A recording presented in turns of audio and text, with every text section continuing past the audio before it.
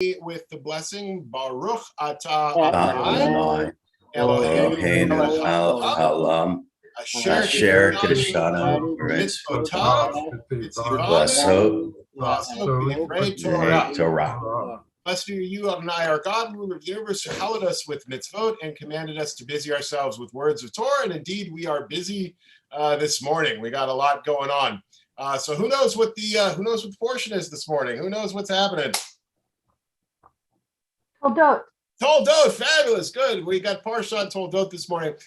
So now the portion begins in the middle of chapter 25 of the book of Genesis. And invariably, whenever we have a parsha like this that kind of starts in the middle of the chapter, I'll have somebody raise their hand and say, Rabbi Fratello. I'll say, yes, what can I do for you? Why does the parsha begin in the middle of the chapter like this? And what I realize is that I think sometimes I know I make this assumption. I can't speak on behalf of my colleagues, but I know I make the assumption sometimes that you all, as the students, understand kind of how these things and these divisions and these Torah portions came into being. And what I realize sometimes is that that is not the case. So I want to take a few minutes to talk just a little bit about this morning, because it actually pertains to the Torah portion that we're looking at this week, and actually the Torah portion that we looked at last week, and how we can understand the two as they're juxtaposed together, okay? So for us as Jews, historically, the major division that we used in the Torah was in terms of book, right? We think of the book of Exodus, we think of the book of Leviticus. My wife, who's also a rabbi, was once teaching a group of 11-year-olds, and she asked them, what are the names of the 5 books of Torah? And one kid raised his hand. He said, Genesis, Exodus, Leviticus, Uterus.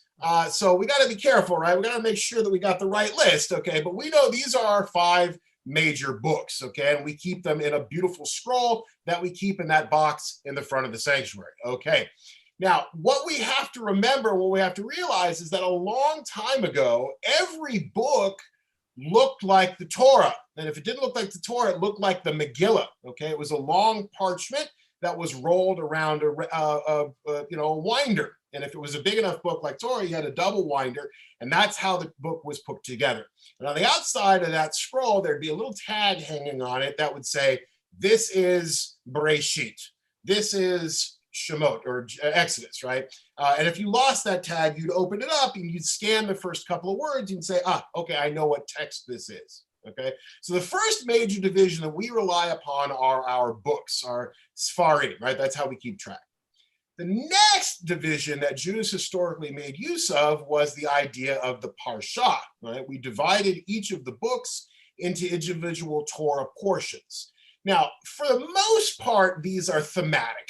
For the most part, the Torah portions kind of hang together because they more or less talk about the same type of ideals, but not exclusively so. The names for the Torah portions are completely random, right? What the rabbis did, or our ancestors did, is probably more historically accurate to say, they called the individual parshiot the names that they called them because they picked a unique word from the beginning of that section so that they could find it easily, okay? Think of it this way. If you're looking through a scroll, right? If you're doing the scroll like this, you're scanning quickly, you're looking for a word that you go, Vayet Hanan, I know where I am. Or you're scrolling through, you say, Lech Lecha, I know where this section is, okay? You're not gonna find any Torah portions that are called Vayomer. You know why? Every verse starts with Vayomer. You're not going to find any Torah portion that's called Moshe. Every verse starts with Moshe, okay? They're going to pick unique names that you're going to clue in on, and you're going to say, okay, I know where I'm at, right? The next major division after that is something called Pitichot, Piticha, which means open. So if those of you who've ever seen, you think of the way Torah scroll looks, you're reading down a column and you come to the end of a verse, and the last word of that verse appears, and then there's an open section of text all the way to the left margin, and then the next line begins again at the right margin. That's a major division in the text. Piticha, an opening, a sort of a major break in a column. If there's a major division that's called a Piticha, here's a trivia question. What do you think the minor division, that means open, what do you think the minor divisions are called? If one's open, what do you think the minor one is? verses. Closed, okay? It's verses. All right, we'll talk about that in a second. So closed. So again, if you're looking in a column, you see the column of the text, and there's a line where there's a word that ends, and then you got a break, and then another word that begins again, okay? So if you were looking in the text and you were trying to find a particular section, you'd say, okay, it's in this Torah portion. I know it's in Va'et Hanan, and it's a certain number of pitichot or stumot beyond that, and I just got to look, and I can eventually find my spot. I can locate where I am, okay? Now that changed, and it changed because of the Romans. Okay, the next time you're taking a test, and the multiple choice and letter C is the Romans, pick it, because 9 times out of 10 that's going to be the answer. Right? The Romans replaced the idea of the scroll with the idea of the codex. Right, a book that looks like this with a cover and pages and whatever else. This design didn't lend itself to that division. It lended itself to a better division, which was numbering. Right? So when our friends in the Christian community came into possession of the Hebrew Bible, they numbered the sections. They used, for the most part, the divisions that we use, these major divisions of pitichot and stumot, and they called that a chapter, right? Here's a chunk, and they numbered the chapters, okay? And then the individual sentences in there, they numbered the verses. Okay, and it was a lot easier because that division made a lot more sense when you're working with a book that looks like this, when you can just look at the numbers and find where you're at. Our ancestors borrowed the idea of chapter and verse from the Christians because it works really well. It's a really easy way to find your place in the text, and it's a lot easier than having to count these open divisions and these closed divisions and everything else. Now, the Christians, when they came up with this division, for the most part, they followed along the kind of divisions that we had because it's where the text naturally broke. But they felt that some places they wanted to organize it differently to keep the material together in a form that made more sense to them.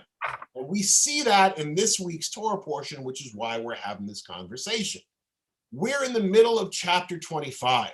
If you remember, last week we studied the end of Parshat Chayei Sara, which was the beginning of chapter 25, and we read about how Abraham got married again, and he married this woman named Keturah, and he had some more kids, and then he died, and it was very sad, and the covenant went to Isaac, and then there was Ishmael, and this was Ishmael's children, and now that was the end. In the beginning of this week's Torah portion, we read about Isaac's generation, and how he gets married, and he has children and his children. And the Christians divided this section of text. They said, let's keep this together in one chapter. This is chapter 25, because it made sense to put all that information about Abraham and Keturah and his kids, and then him dying, and then Ishmael and his kids, and Isaac and his kids, to make it in one section. And that's why we have this instance where we're beginning in the middle of the section, but it's only the middle of the section because we're relying on somebody else's way of dividing and quantifying the text, okay? So it's important for us to understand this, because otherwise, Rabbi, why is it starting in the middle? It's not starting in the middle. It's starting in the middle of what somebody thinks is the middle, but for us, we think it's the beginning because this is this important story that involves our ancestor Jacob, all right?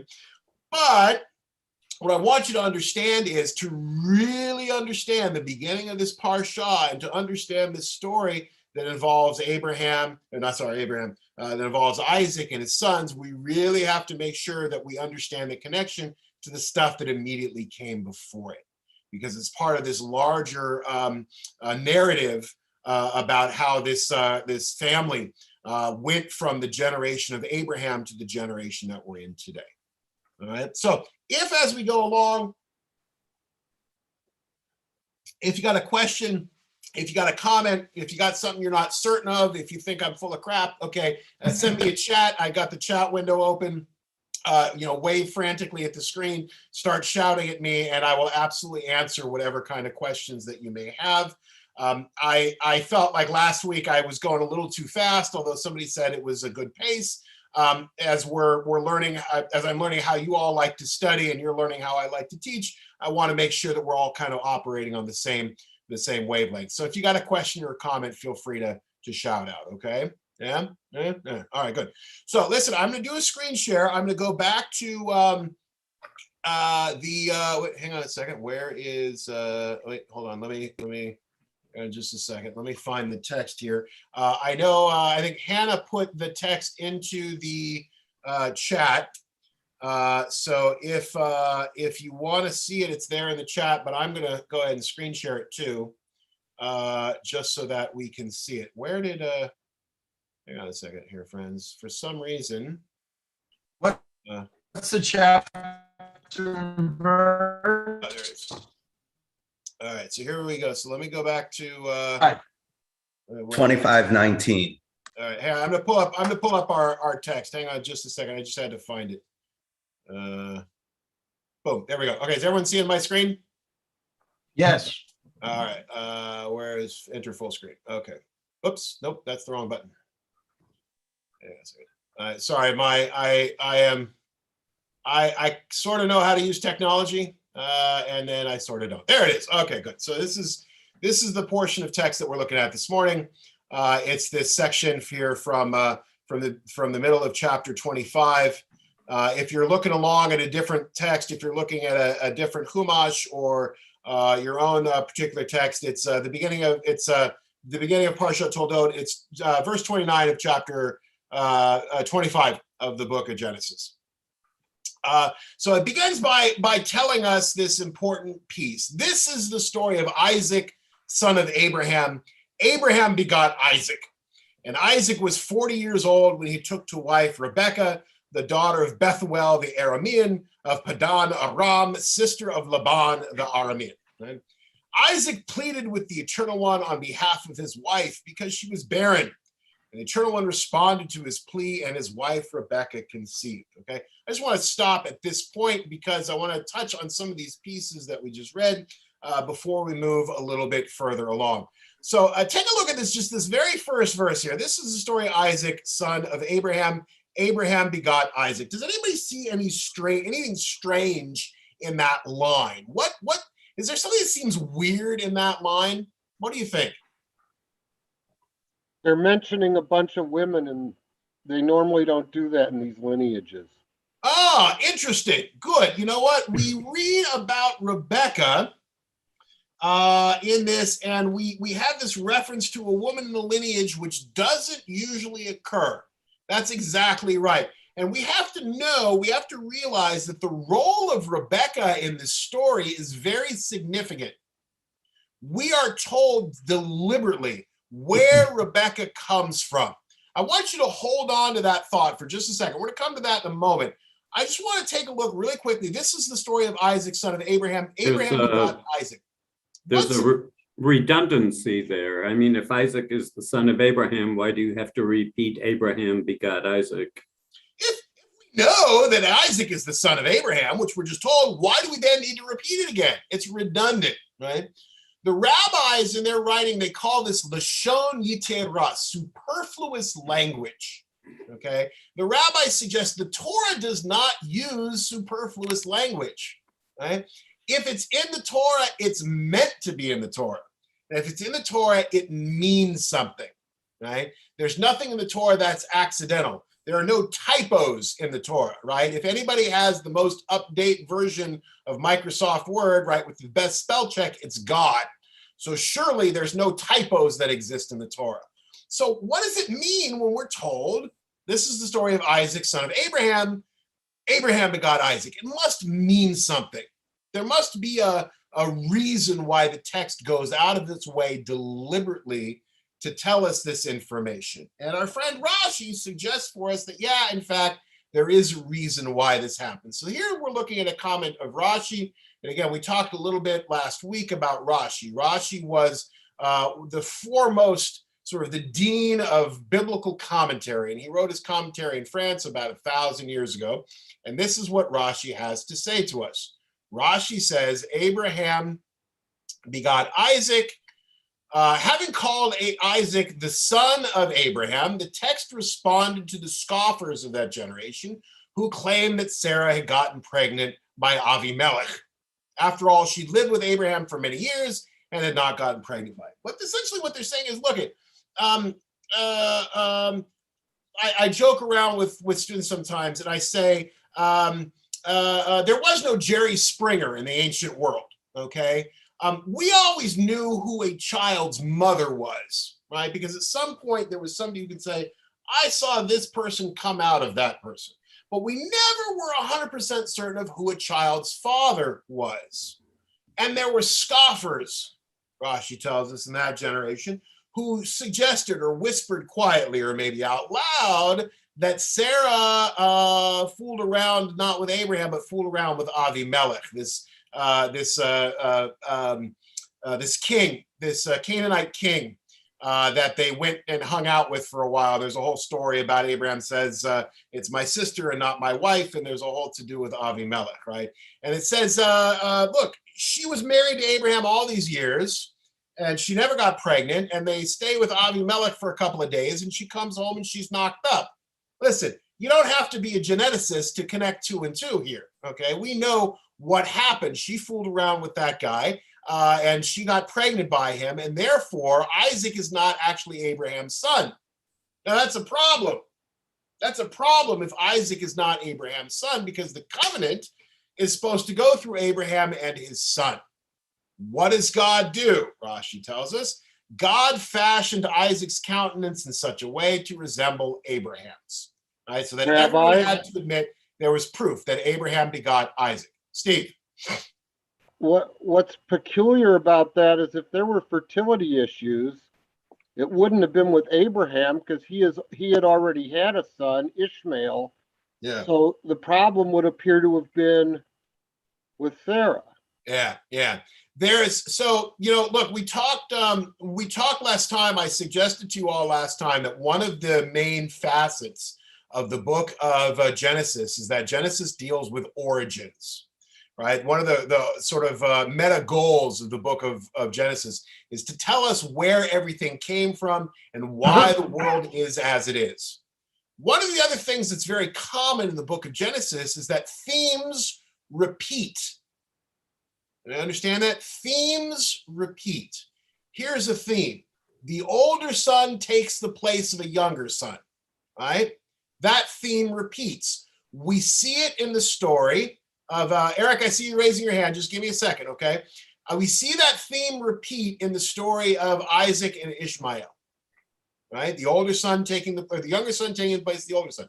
We see that theme repeat again in the story of Jacob taking the place of Esau. We see that story take place again when Joseph, right, takes the place of his older brothers, right? This theme repeats over and over again. Another one of the themes that repeats, this idea of the beloved wife being barren, okay? Sarah was barren. She wasn't able to bear children. Okay? Rebecca was barren. She wasn't able to bear children. Okay. Rachel was barren. She wasn't able to bear children. Okay. This theme repeats over and over and over again. Now, there are some scholars, right? Scholars who believe that the Torah that we have was not written by one person at one place at one time. It was not written by God, God forbid, right? But was this document that was assembled by a bunch of different writers who put it together at different times. And they brought together these different people and they tried to weave together everybody's story. So there was this group of people that had reverence for a great ancestor by the name of Abraham. And then there was another group of people that had reverence for this great ancestor named Isaac. And then there was this other group of people that had great reverence for their ancestor Jacob. So what did they do? They wove the story together in such a way. They made Abraham the father. They made Isaac the son. They made Jacob the grandson. Right? Or there were these people, and there's this one group who remembers, our ancestor Isaac, he had trouble with this Philistine king, or this Canaanite king by the name of Avimelech. And the other group said, that's funny, but it wasn't Isaac who had trouble with Avimelech. It was Abraham who had trouble with Avimelech. So when the Torah was written, Abraham has trouble with Avimelech, and then Isaac has trouble with Avimelech. But then there was a group amongst the Abraham believers who said, no, it wasn't Avimelech. Abraham had this problem with Pharaoh. Okay, So then we read the same story again. Abraham has this problem with Pharaoh, and then he has the same problem with Avimelech, right? So we don't know if the goal of the book of Genesis is really to repeat this theme over and over again, or what we have are different versions of the same story that have kind of been woven together into this stylized family history that we reverence and think about. Ultimately, one of the key pieces that I think we take away from this is something somebody said in my class, my earlier class this morning, said, you know what? The goal behind this is to remind us that it doesn't matter if the woman is pregnant or the woman is barren, because God's in control. And if God has decided that this woman shall bear, indeed, she will bear. Curiously, I had a congregant one time who was a physician who worked in the area of reproductive technology. And her comment to me was that modern reproductive technology has revolutionized male infertility, right? And what this doctor informed me, that more often than not, it's not the problem with the wife, it's the problem with the husband, right? Not the problem with the man, but not the problem with the woman, but the problem with the man. The Torah, of course, never presents it in that way, right? God forbid Abraham not be virile. God forbid Isaac not be virile. God forbid Jacob not be virile. Jacob was definitely virile. If any of our ancestors were virile, it was Jacob, okay? So the cause sort of is always placed on the wife. But we know from a biological standpoint that there's a chance equally that it's either of them that might have an issue. Howard, I see you have your hand raised. I was just wondering what's the references where Abraham had a trouble with the Pharaoh? Is that what you said? No. It's what ends up happening. There's a story in earlier. Abraham and there's a famine, right? And Abraham and Sarah go down to Egypt. And Abraham is concerned that Pharaoh will kill him because he wants to hook up with Sarah, or Sarai at this point. So he says to Sarai, "Tell Pharaoh you're my sister, not my wife." Right? Right. And then a little later on, he encounters this Canaanite king Avimelech, and he goes to their place. And Abraham worries that Avimelech is going to kill him because he wants to hook up with Sarah. And so Abraham says to Sarah, "Tell Avimelech you're not my wife. Tell her you're my sister." Okay. And then Isaac has trouble with Avimelech. And Isaac says, "Oi, Avimelech's going to kill me because he wants to hook up with Rebekah." So Isaac says to Rebekah, "Tell Avimelech you're my sister, not my wife." Okay. The same story is told multiple times, right? 2 times with Abraham, once with Pharaoh, once with Avimelech, and then once with Isaac with Avimelech, right? So the same story is told multiple times, right? And the structure of it is exactly the same. Right? That's what that's in reference to. Right? So here we have this idea, right? This is why the text is it's sort of repeated as it is at the beginning of this section, to emphasize for us the fact that yes, in fact, Isaac was the son of Abraham, and therefore he's able to sort of bear and carry on this covenant that comes down with that. Right? All right, so we talked about this thing about this. We're told this information about Rebekah. Now, what do we know about Laban? Right, Laban the Aramean. What do we know about Laban? What kind of guy is Laban? Who remembers? Eric, you remember what kind of guy Laban is? You have to unmute. Yeah, Eric, you're muted. I can't hear you, buddy. Oh, Rebecca did a nasty trick. She switched Isaac. Yeah. She swaps out Jacob and Esau, right? Yeah, hold on to that. Happened to Rachel and Leah. Yeah, hold on to that piece for me, because we're going to come back to that a little bit later on. David, what do you want to tell me about Laban the Aramean? Laban was pretty much of a maneuverer. He got Isaac to stay to marry what Isaac thought was the woman of his dreams. But then when he married the one not as desirable to him, then Laban induced him to stay another 7 years or something, which Isaac did, and finally married both of them. Exactly. Good. Laban's this sort of prototype of a bad father-in-law, right? He jerks around Jacob, right? And we know he's this no good Nick that we're going to have lots of trouble with, okay? And the presumption that the rabbis make, okay, is that his father, Bethuel, was exactly the same kind of operator, okay? Now, the problem is that this is where Rebecca comes from. Now, Rebecca, of course, is our great matriarch. So we might think, Rebecca comes from this terrible place. She too must be terrible. Moreover, just as Eric suggested for us, we know that Rebecca is somewhat questionable because later on in the story, what does she do, right? She takes sides between her sons and she seeks to confuse, confound, and trick her husband, who has lost his eyesight late in life, and trick him into blessing Jacob instead of Esau. So Rebecca must be this kind of conniver. All right. Rashi comments on this. All right. Rashi says, daughter of Bethuel the Aramean. Don't we know this already? Right? Don't we already know who Rebecca is? We just read it a couple of chapters ago. Why are we having to be told again? Aha, Rashi tells us. Here it is written in praise of her. Look, she was the daughter of a wicked man. We admit that. Bethuel was no good. She was the sister of a wicked man. We admit that. We know Laban is no good. She came from a place of wicked people. We know that, right? Padan Aram is not where you want to be. But she did not learn their ways. Though Rebecca may have come from a place that was filled with shvach, though her family might have been shvach, she herself was the right kind of woman, despite what happens later on. We'll talk about that in a few minutes, okay? You understand? Everyone see how Rashi seeks to explain that away to understand that for us? Steve, lay it on me. If all that's true, then why do they send Jacob to that very place to get his wife? Ask me next week.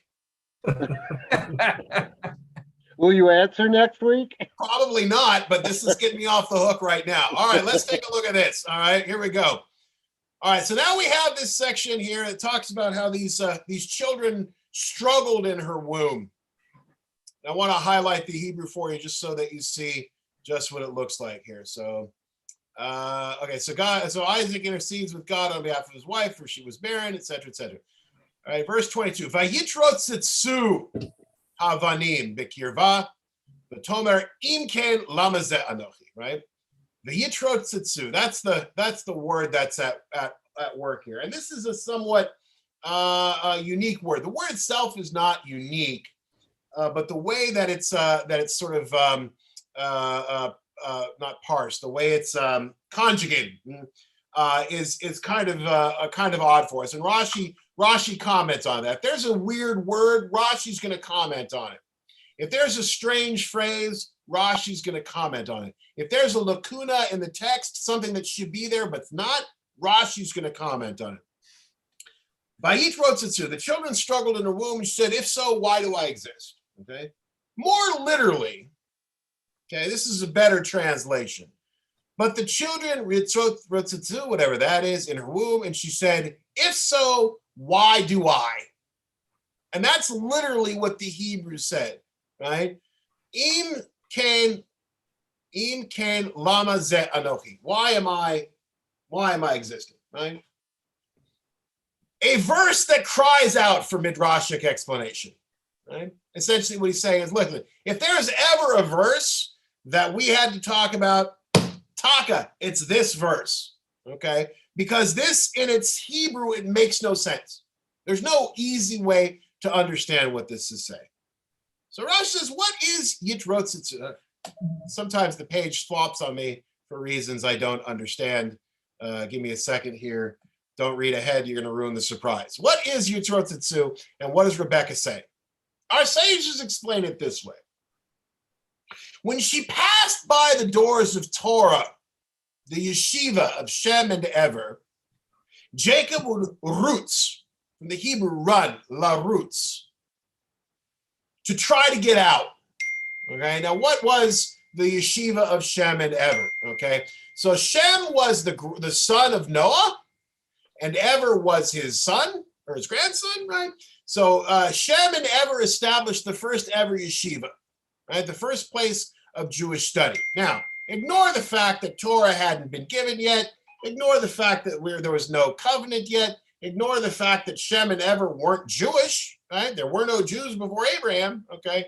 Tradition teaches us that Shem and Ever created the first academy of Jewish learning. And I'm not going to get into the particulars of that. It's a little bit complicated. Suffice to say, they established the first yeshiva. Whenever Rebecca would go out and about, when she passed by this place of Torah learning, what did Jacob do? Let me out, I want to study Torah.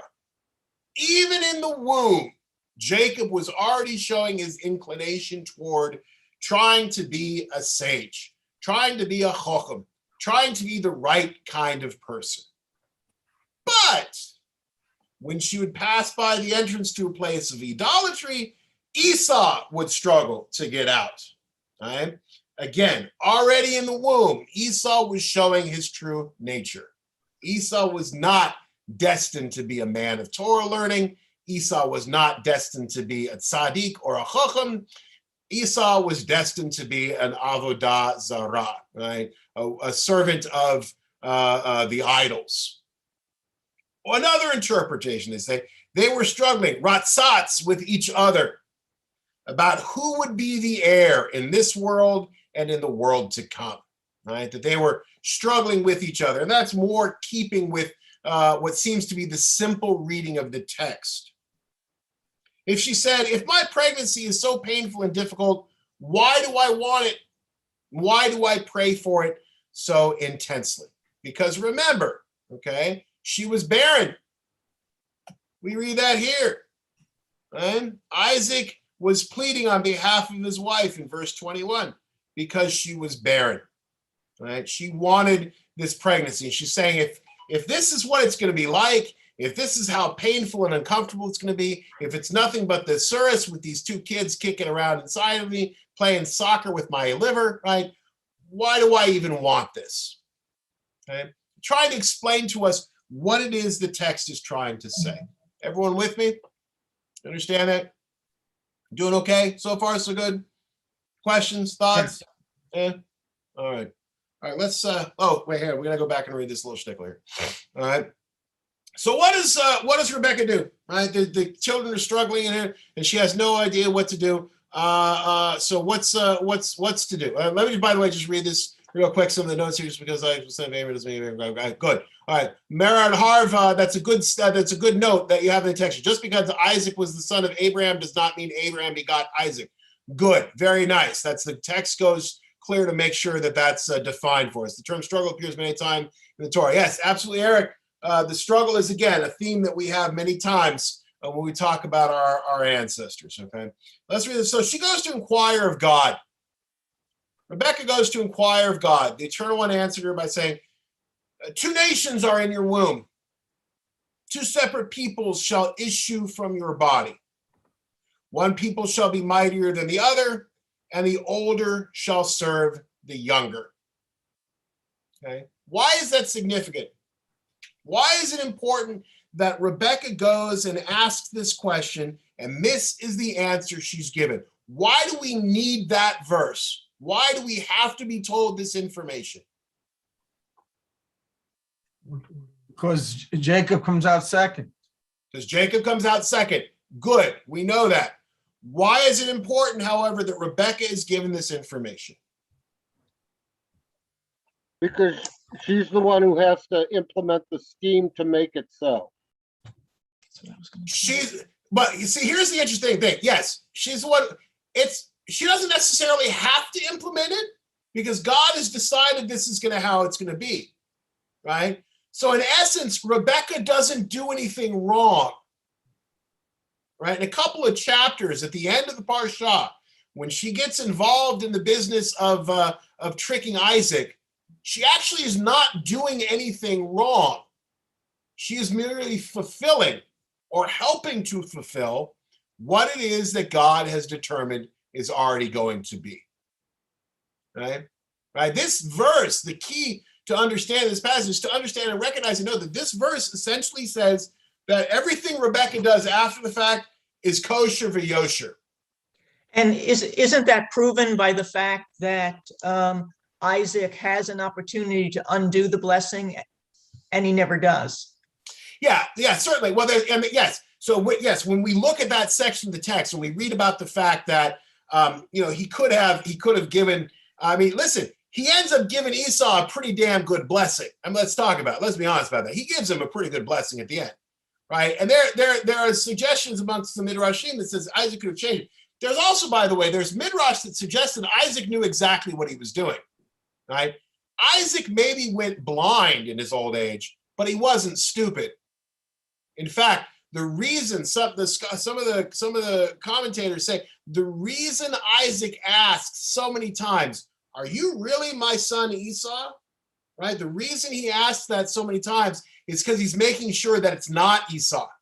He's making sure that it's Jacob. Because though the text tells us Isaac favored Esau, deep inside Isaac knew that the covenant belonged with Jacob. Right? Brad.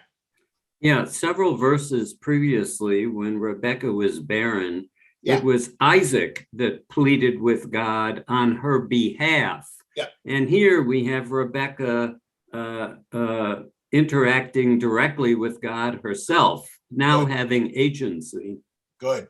The character of Rebecca is fabulous. Okay, of all of our matriarchs, I'm a Rebecca guy. She's my gal. Okay, and listen, some of that is because Isaac is kind of a nebbish. I mean, he really is, right? At 37 years old, he's still living on his parents' couch, right? His father has to go get a wife for him, right? Isaac is kind of a nebbish, right? One of my colleagues used to say the most important thing Isaac does is gets us from Abraham to Jacob. After that, he's forgettable, right? It turns out that in the Christian tradition, Isaac takes on a lot more significance, okay? Because if we look at Abraham, Isaac, and Jacob and compare it to the Father and the Son and the Holy Ghost, right? Isaac corresponds with the Son. And just as the Son was sacrificed on the cross, right? Isaac, the Son, was nearly sacrificed atop the mountain. Okay, so there's in Christian thought, there's a parallelism between Jesus and Isaac. For us, we tend to skip over Isaac, right? Abraham's a big deal. Jacob is certainly a big deal. Isaac's important for a chapter until he gets us to where we're going, okay? Rebecca, on the other hand, Rebecca has, Brad, I like that word. Rebecca has agency, right? Rebecca plays a key role in this story. And my image of Rebecca is always a very formidable woman, right? She's been married to this guy, and I think she loves Isaac, but she's the one who rules the roost. And it doesn't happen without her doing it. And I love her for that because she's the one who makes it happen, right? Immigrants, they make it happen, right? It's in that song, okay? She's an immigrant to the land of Canaan. She's making it happen. Are you with me? Yeah? Good. Other thoughts about that? Let's just take a look here at one of these other midrashim here from the names of these kids here. So they name the first one Jacob. Yeah, good. Patriarchy versus matriarchy. Absolutely. Okay. They name the first one Esau. He comes out red with this mantle all over. It's harder to understand the derivation of that name. Let's talk about Jacob for a second. Jacob comes out and they name him Jacob. Why did they name him Jacob? Right? He's holding on to the heel of his brother. Okay. Yaakov is his name in Hebrew. Hang on a second. That's your Ekev, right? Your heel, right? That's why they call him Yaakov, because he comes out, he's holding on to that heel of his brother. Esau's name is a little bit more difficult to understand. Again, here in the writing of Rashbam, we have a suggestion of why he's called Esau.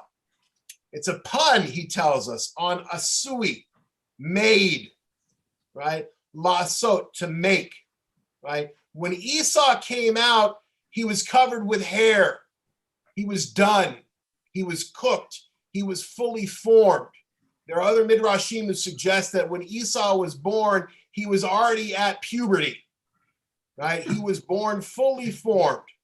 So they named him Esau. He's already made. And that's why he has that name. You with me? Yeah?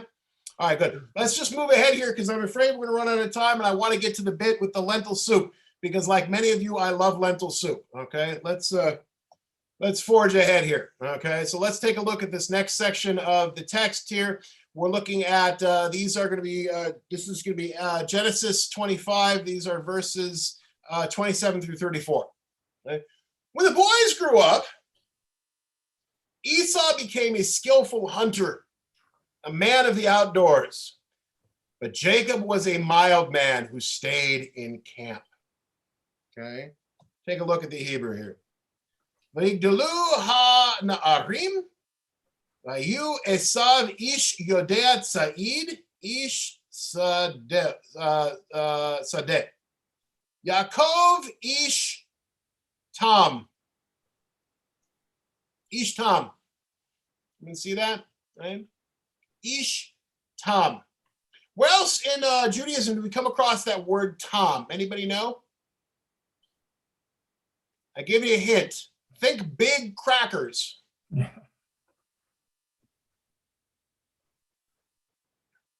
When do we eat big crackers? Passover. Passover. Ah, Passover. What festive meal begins Passover? Seder. The Seder. How many sons are at your Seder? 4. Achad Chacham, Achad Rasha. The fourth one, She'ena Yodea Lishol, right? The third son, Ish Tam. Achad Tam, the simple son. Right? This is the way that that Jacob is depicted by the text. He's the simple son.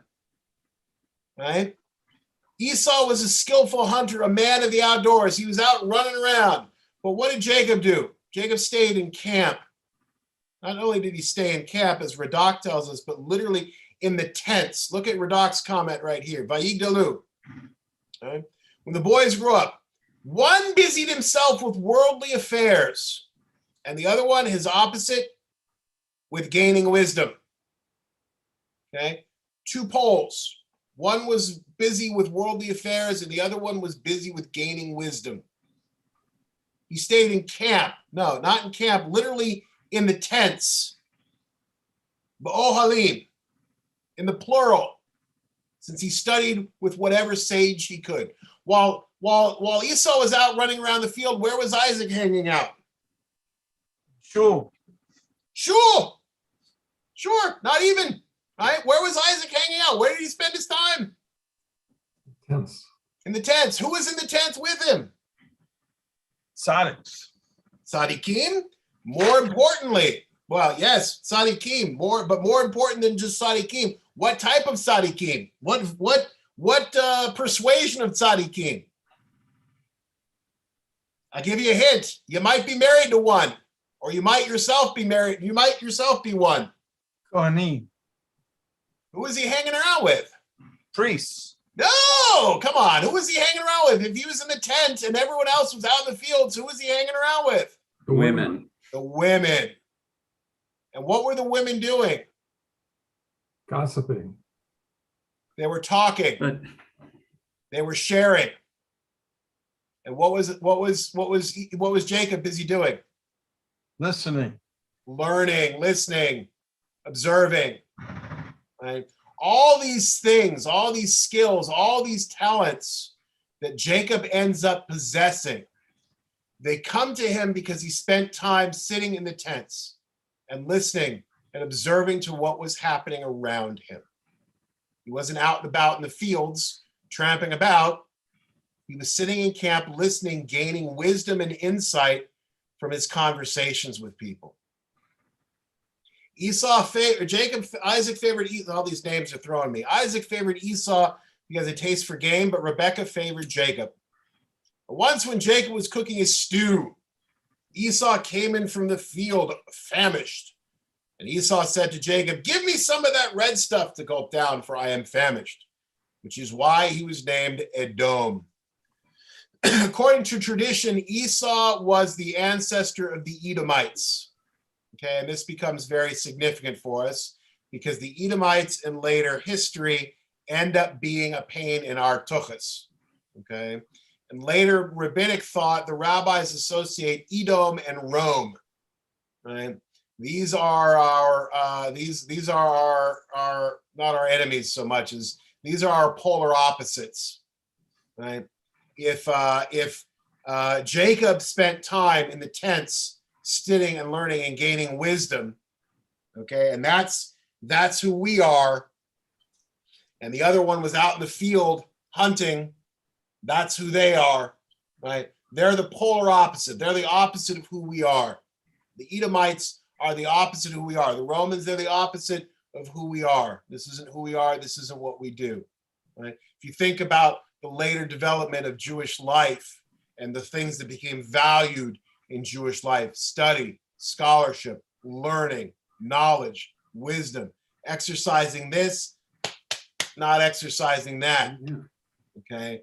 Again, it's not accidental. Right here, early on in our history, right, we're seeing that played out. Esau says to Jacob, "Give me some of that red stuff to gulp down, for I'm famished." Why would they do? Jacob said, "First, sell me your birthright." All right. I'll give you a pot of lentil soup. Give me your birthright. Now, I got to tell you, I've had some pretty good soup in my life, okay? I've been to Cantor's Deli. I've had good soup before, right? I've never had any soup that was so good, though, that I was going to trade away a core part of my being. That's the difference. Sell me your birthright. Esau's response is, "I am at the point of death, so what use is my birthright to me?" But Jacob says, "Swear to me first." So he swore to him and sold his birthright to Jacob. Jacob then gave Esau bread and lentil stew. He ate and he drank and he rose up and he went away. Thus did Esau spurn the birthright. Right? Everyone understand that? Everyone see that? Okay. Let's talk about this for just a second. Right, Sforno, Avadi ben Jacob Sforno, was writing in the 15th century. Right? So if you look at verse 31, and we see it, it's not translated very clearly. Right? But this is verse 31. Vayomer Yaakov makra kayom et bikoratcha li. Right? Sell to me kayom et bikoratcha li. Right? Now this word kayom is hard for us to understand.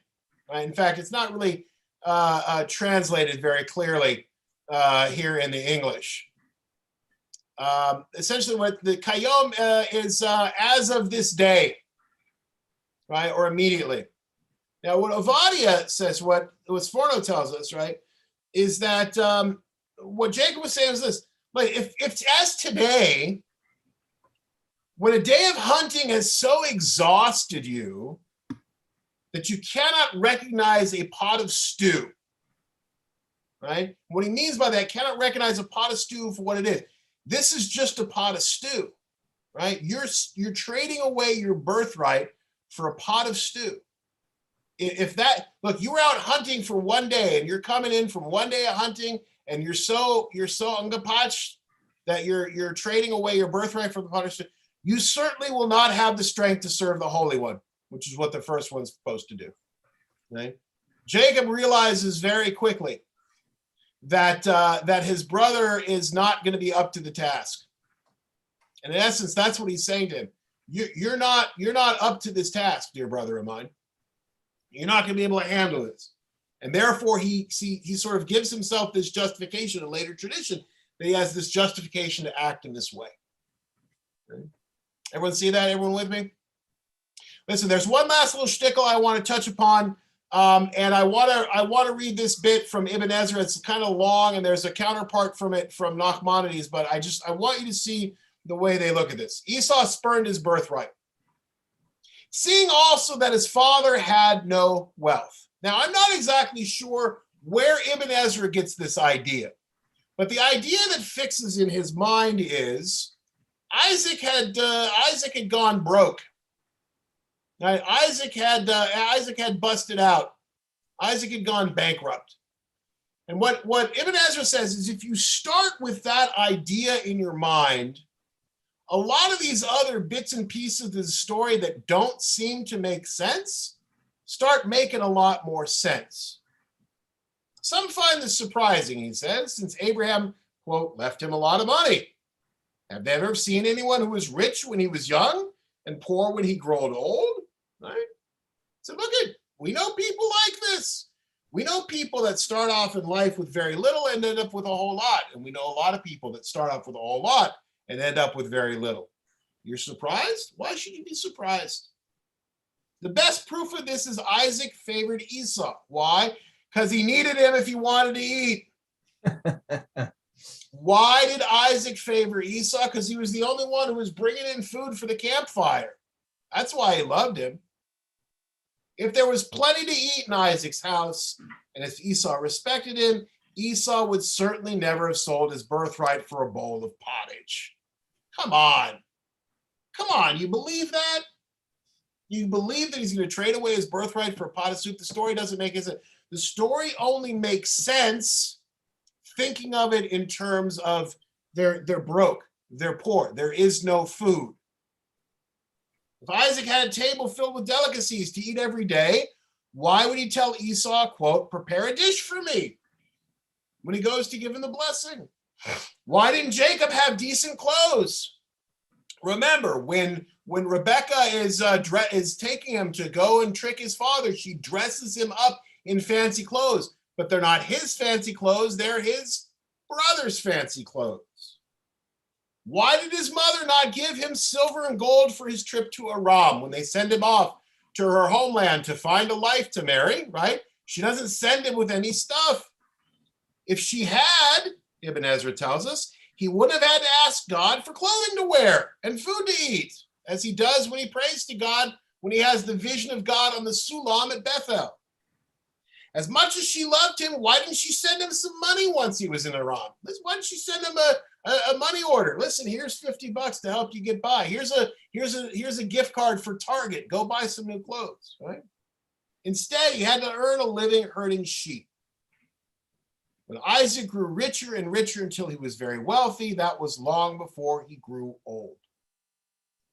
This line is worth the price of admission.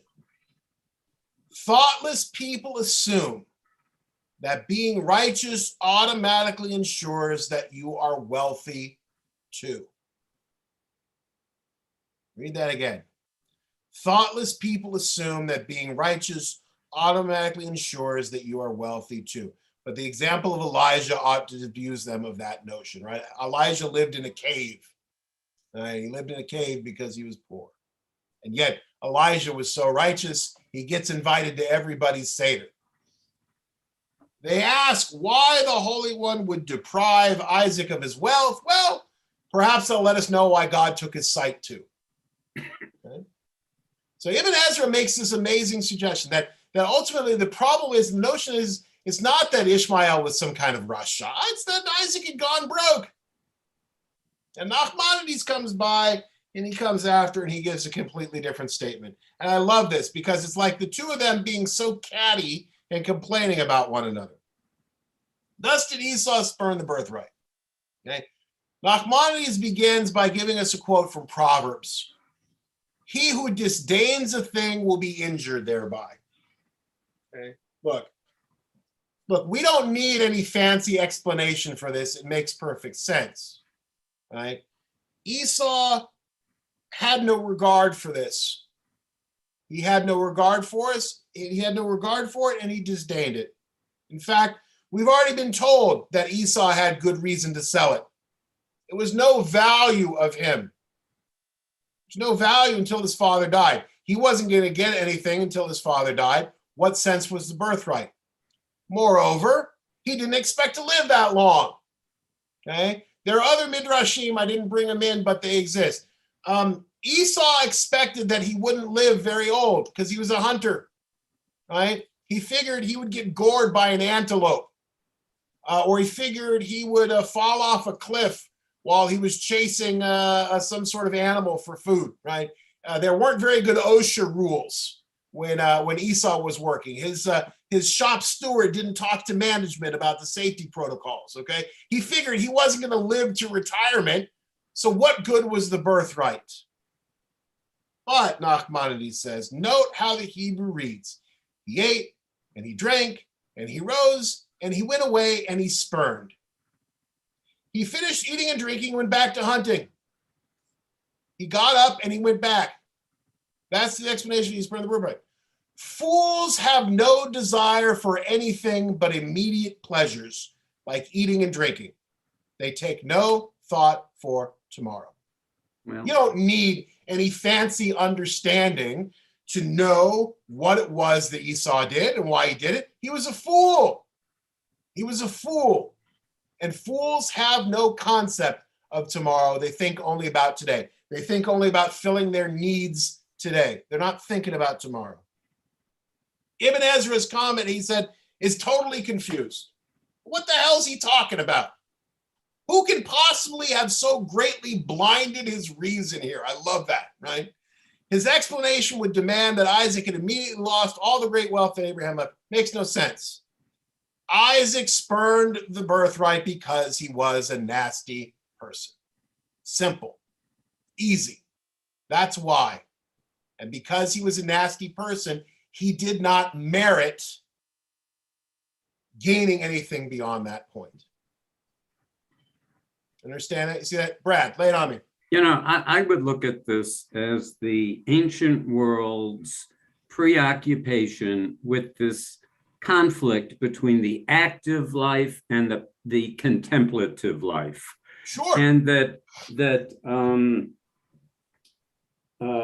Jacob, of course, representing the contemplative life, that leads to discernment. Beautiful. And Esau is famished of discernment. And that's why that's why it's possible for him to give up something much more valuable than a bowl of soup. So this is telling us the importance of the contemplative life as opposed to the active life. I love that. I love that line. I got to quote you for a second on that, Brad. I love that line. He's famished of discernment. Beautiful. Absolutely beautiful. I love that thought. Okay. And there's a book I've read recently, it was out a couple years ago. It's called 1491. And my son turned me on to it. It's a very interesting text. Look, when I was growing up, when I was in college and I was doing my studies, I was a history major in college. And I still tend to think like a historian. At least that's how I pump myself up and when I look at myself in the mirror. When I was growing up, we were kind of taught how civilization emerged in the Fertile Crescent, right? The cradle of civilization between the Tigris and the Euphrates. And that, from there, it kind of spread across the world. And that's how civilization emerged. Modern scholarship suggests that civilization emerged at like 5 or 6 different places independently.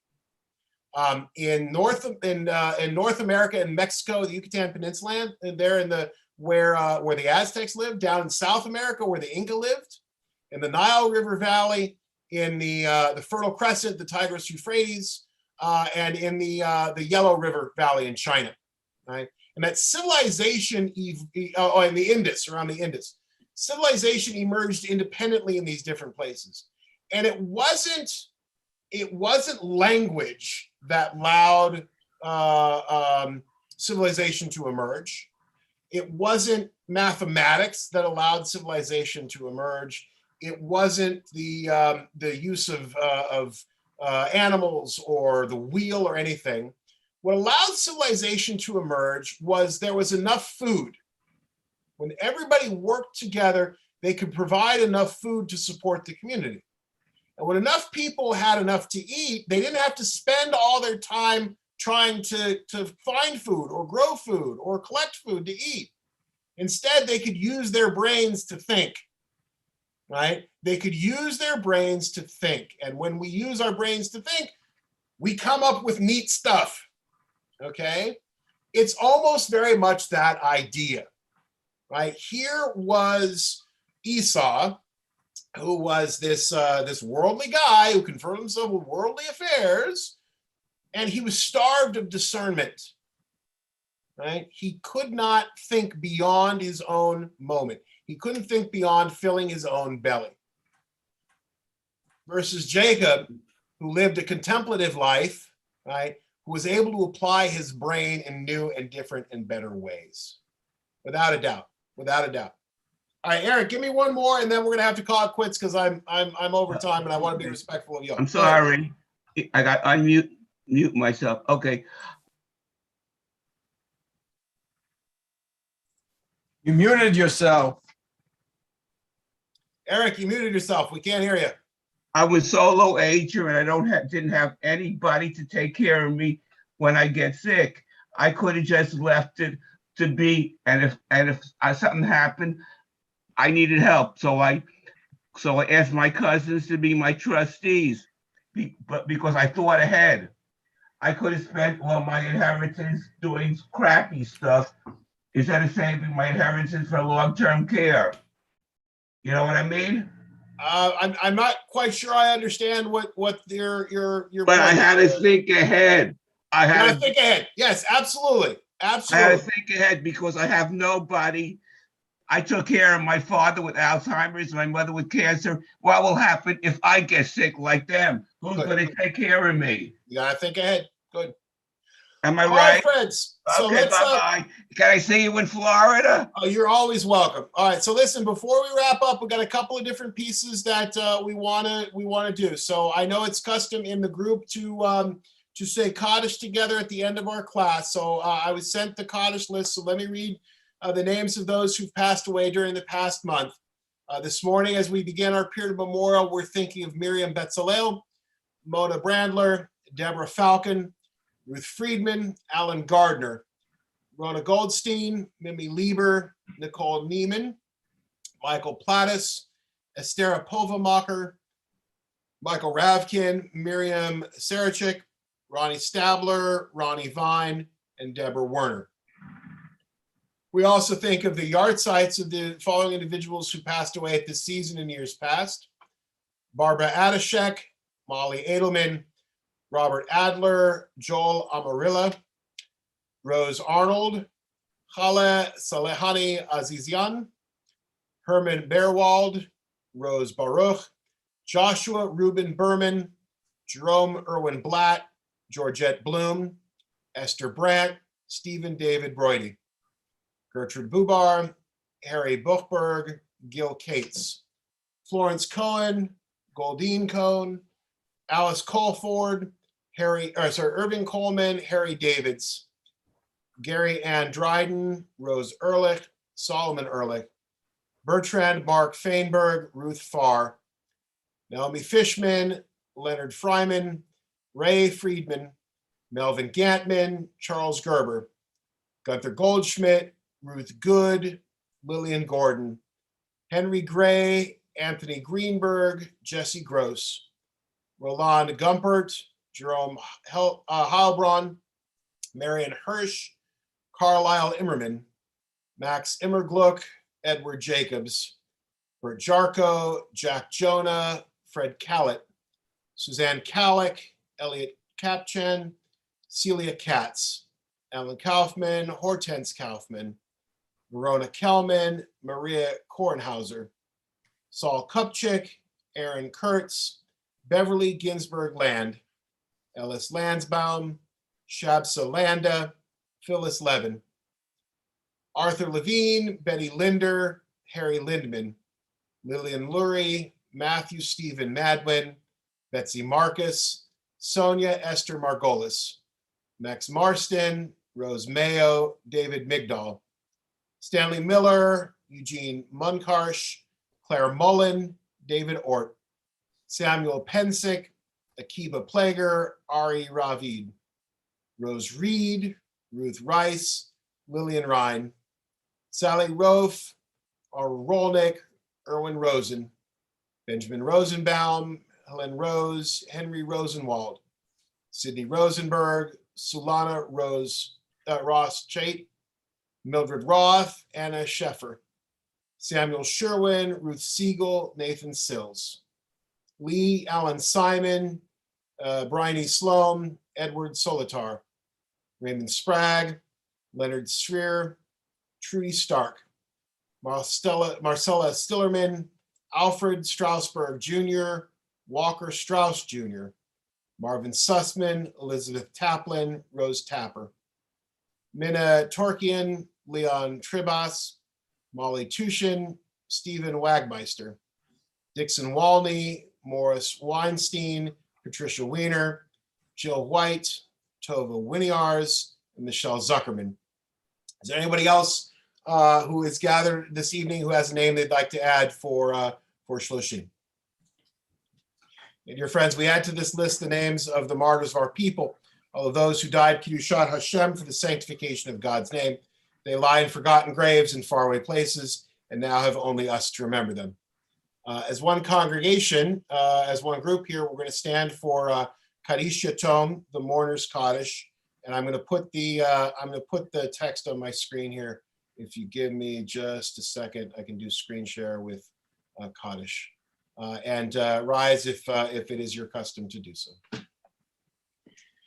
Yitkadal, v'yitkadash shemei rabbah, v'alma divrach hirutei, v'amlich malchutei, v'chayechon v'yomechon, v'chayei dechol beit Yisrael, v'gala zman kari, v'imru amen.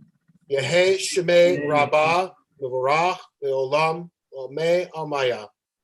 Yitbarach v'yishtabach v'yitpa'ar yitromam v'yitnaseh v'yitadar v'yitaleh v'yitalal shemei kedusha b'richu le'ela mitkol birchata v'shirata tushbachata v'nechamata v'amiran v'alma v'imru amen. Yehei shlama rabba v'shamayim v'chayim Aleinu ve'al kol Yisrael v'imru amen. V'aseh shalom b'vramav v'aseh shalom Aleinu ve'al kol Yisrael v'imru amen. May the source of peace and peace to all who mourn, comfort all of those who are bereaved, as together we say amen. Have a few brief announcements for you this morning. Next week, November 12th, Friday night services will be in the Irmas campus indoors in the chapel. As always, for all of our services in person, proof of vaccination is required. Services will begin at 6:30 p.m. Also next week, Congregant Gary Schiller will be leading a Shabbat Minyan service on the Glazer campus, which you are also welcome to attend, and proof of vaccination is required.